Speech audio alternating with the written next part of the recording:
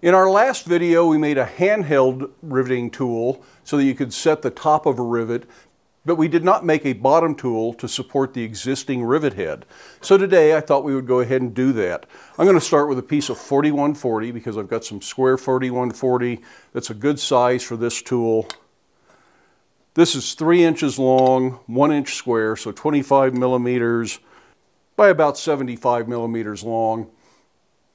Again, exact size doesn't matter. Something I really like for this type of tool, I just don't have any, is some jackhammer bits have a nice round shank. Then it goes to a much bigger body for the bit. And those frequently fit right in the pritchel hole of my anvil, and that's a great place to use this style of tool. And those all tend to look a little bit different depending on what kind of jackhammer bit I started with. But I find this convenient because it's close to the edge of the anvil, so if you've got an odd shaped thing, it can kind of hang around here. You could make them for the hardy hole, but I don't really want to use this much steel for this kind of tool. I've got an 1 1/4 hardy hole. If you've got a 3/4 or 1 inch hardy hole, that would seem more reasonable. But all of these just work in the pritchel hole. I think that's a good place for it. They don't need to be secure this way because they're round and it doesn't matter which way you orient it. So the first thing we have to do with this then is forge a round tenon that fits my pritchel hole. I'm just going to take care of that tenon or shank on this tool real quickly under the power hammer.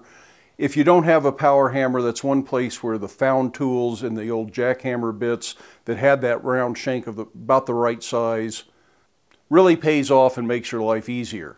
But you can forge this out by hand if you need to.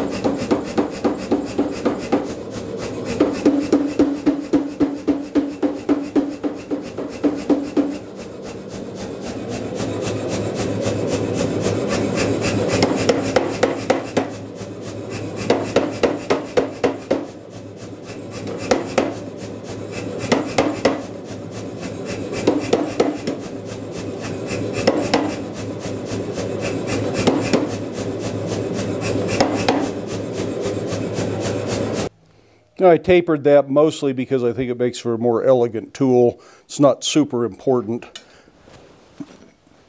But by doing that, what it gives me is a hollow spot in here, and that'll help me center my ball tool. This is going to upset some more. It'll help refine the shoulder a little bit better. In the long run, though, I'll probably have to come back and grind these little ears off that tapering it created. But for now, I'm going to use that little hollow spot to help make the tool. Now, this will be a lot like our previous rivet header that we made for the top tool.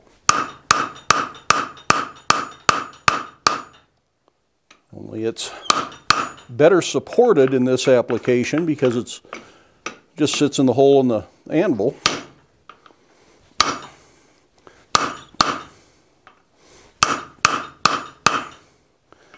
That makes it way easier, and it should go just a little bit faster. Again, remember to keep turning your ball tool so that if it's not regular, you'll fix that. When it starts to get cold, heat it up again. But this also will create a very nice shoulder that fits the pritchel hole perfectly.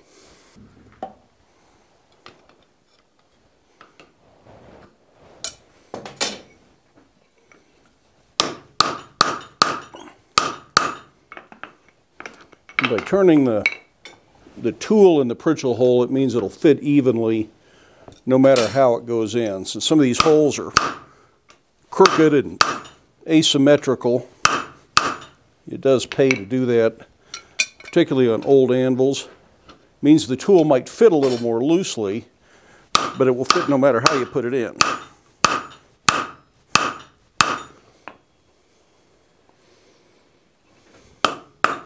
I'm going to go ahead and forge these down. Get them out of my way.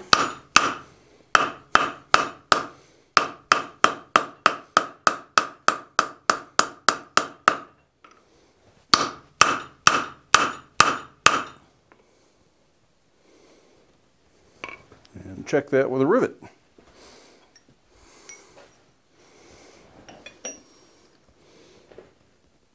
Getting very close. I think we'll take one more heat with the ball tool, then we'll go to the rivet.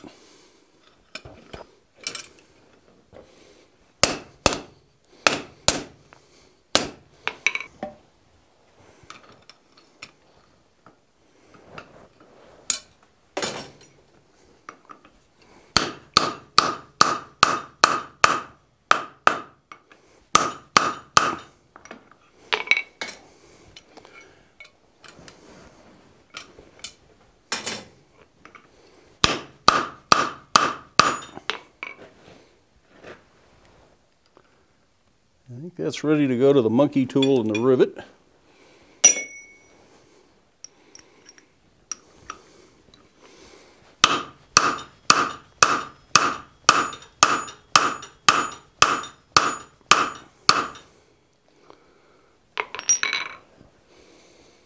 That looks pretty darn good in my book.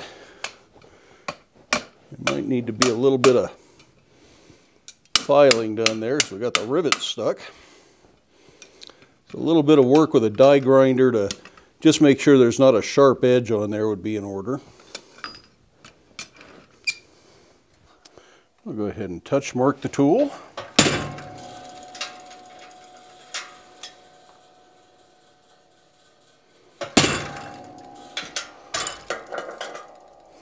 And then I'm going to mark the type of steel, which this one I know is 4140. One of these days I'll get a stamp that actually says 4140 on it. But till then I'll just use multiple stamps.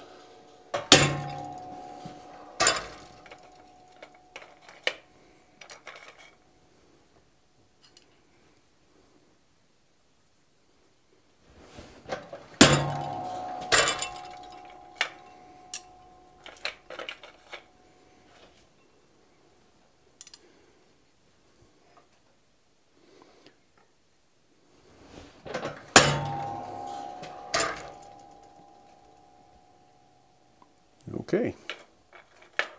I think the last thing I'll do is put that rivet back in and do one more at the top there.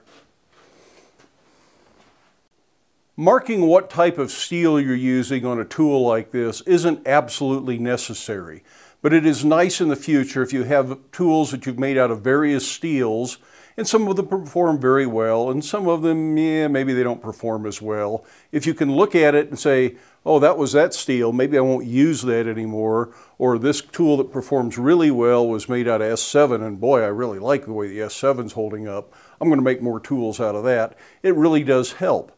And if you find that you have to reharden and retemper a tool, if it's marked and you know what it is, that makes rehardening and retempering a simple process. Not absolutely required. Most tools you buy are never going to tell you what they're made out of. But if you're making tools in your own shop, it's just a simple step, and I think it's worth doing. So using a fresh rivet in the monkey tool, one that isn't all messed up already, we'll just clean that up a little bit. Make sure it's as neat as possible.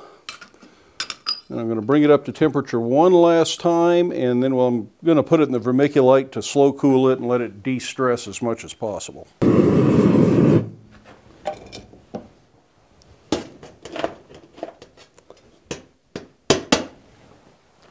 So we're going to let that cool, and we'll get back to this hopefully tomorrow.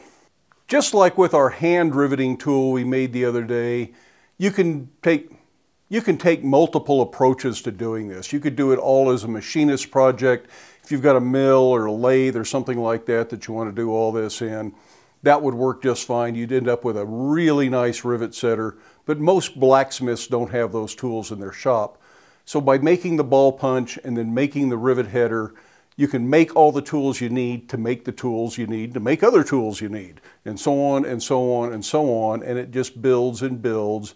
And after a while, you don't need to make so many tools anymore, but sometimes you get to come up with an excuse to make tools, like making a YouTube video about it. Now, another thing you could do is you could use ball bearings, and I mentioned this in the last video as well. You can weld a ball bearing to a plate and drive the tool down on it, but because this one has a tenon or a round shank that goes in the Pritchell hole, you'd mess that up, and I think using the ball tool works better. The ball tools are more useful for other projects later on. I use them for figure carving quite a bit, sometimes on round bar hooks that I need a screw hole in. I'll use it to create a little depression that you can drill in, and provides kind of a countersink, very interesting effect for doing screw holes. And we've done that in a few of the previous videos. So don't feel like I'm trying to sell you the way I do it as the only way to do it. There are lots of ways to do it. This is just the way I choose to do it today for this video. If we make rivet heading tools some other time, we might choose to use a different method. So by all means, do whatever works for you in your shop. Now we're going to do one more video on the pair of tools. We did the handheld tool as one video. We did the bottom tool today as a second video. And then I'll do a third video to harden and temper both of the tools and talk about the final finishing. That probably won't be a very long video. We've looked at hardening and tempering before. But since these tools won't be cool until later today, I thought I would just save that for a separate video. But anyways, that's all I've got for today. I hope you enjoyed the video. Give it a thumbs up if you did. If you haven't done so already, I really would love it if you hit that subscribe button. Feel free to stick around, watch a few of the other videos, share the videos with your friends, share them on social media if you'd like. But then try to make time in your day to get out to your shop, make something, stay safe, wear your safety glasses, and we'll see you later.